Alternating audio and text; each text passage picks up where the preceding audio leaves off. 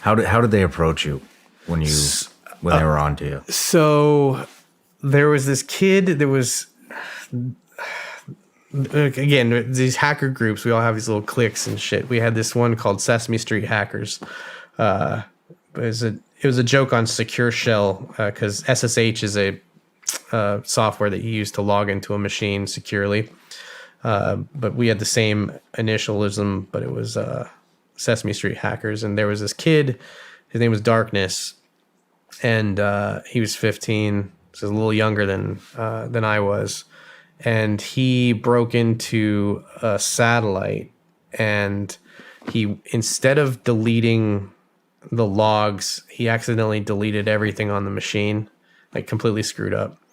And the administrator of that machine was named Black Dog, and he came into our IRC chat, and he was like, "You're all, like, all of you are."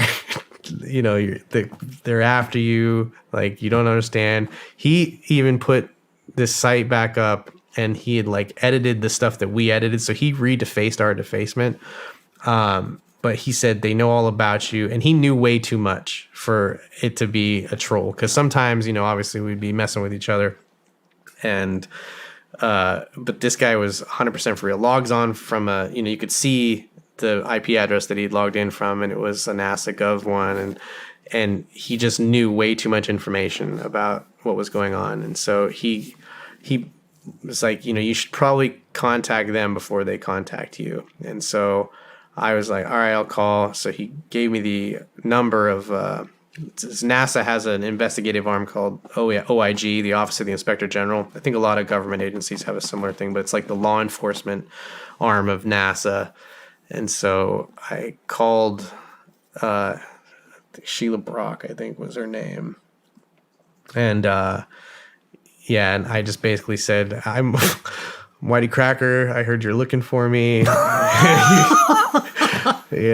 can we make this peaceful? And somehow, and so they said all the information came out later, but the Texas Department of Public Safety was after me, which is it's like their sheriff's department, because I had hacked them. There was the FBI.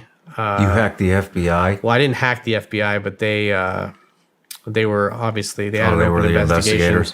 Yeah, there was DCIS, which I forgot what that stands for, Defense Criminal Investigative Service or something like that. I think they handled like DOD stuff. There was the NASA Office of the Inspector General. There was the Colorado Springs Police Department. I know there was 7. Like, that number seared into my head, and the case report file was huge. But what I found, that it was nuts, because it said after all this stuff, NASA came in. It was 2 agents, sat down at the kitchen table. We went over everything, but the interagency coordination, I mean, I'm sure you know how this stuff works. Just, I cannot believe that it happened, but the FBI was supposedly 2 weeks away from kicking my door in. The local police department, they'd been set up across the street and just were monitoring, my house when I would go in and out of school and stuff. They were getting ready to kick it in. Somehow NASA was able to contact all the agencies that were at open cases against me and tell them it was their caller or whatever. So I never wound up getting my door kicked in. Like, it was just nice, invite them in, have, coffee or whatever. And we just kind of discussed everything, but they took all my computers and, back for a forensic investigation. A lot of that stuff had emerged during the case. And the case report was just huge, but yeah, all the different agencies that were investigating me, like, each had a little kind of section in this file, which was insane to me. It's like how much manpower had been wasted on little me. But yeah, said Did you see the news? Did you see the news break with all the website defacing before you had these meetings?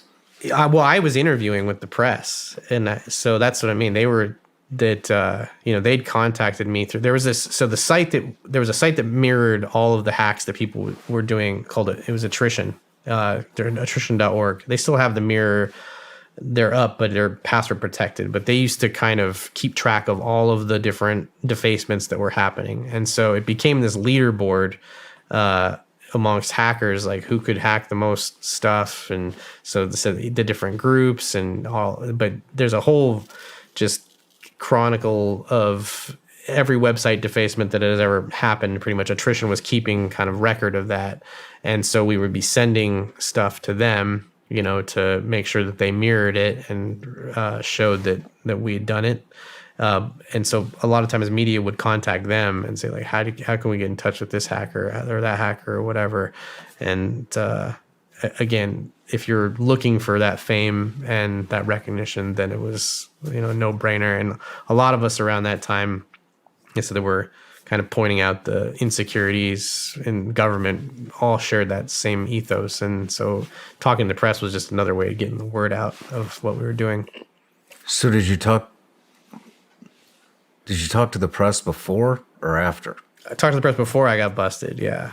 Wouldn't that be cat out of the bag right there? Well, like I said, I didn't really care that I'm 17. I was like, what's the worst going to happen to me type stuff. And I wasn't thinking about the consequences in that way. And I'd written an article for Hacker News too about that. It's like the best time to do things, obviously, is like when there's no real repercussions. And this was before 9/11, so there wasn't a whole lot of, and it was apparent what I was doing. Like I said, I was very open about the way I was getting in, how I was getting in, what I was doing. There wasn't much, clandestine, secret behavior going on.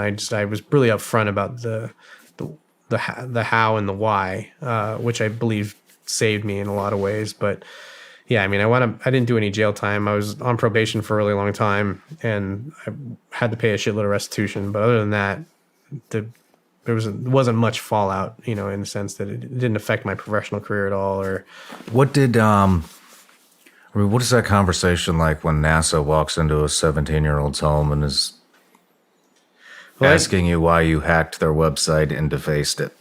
They had just a wealth of evidence, and they had chat logs. They were monitoring our chats, and they had a list of people that they were asking me if I knew. And even if I did know them, I said I didn't know them. I was real cagey.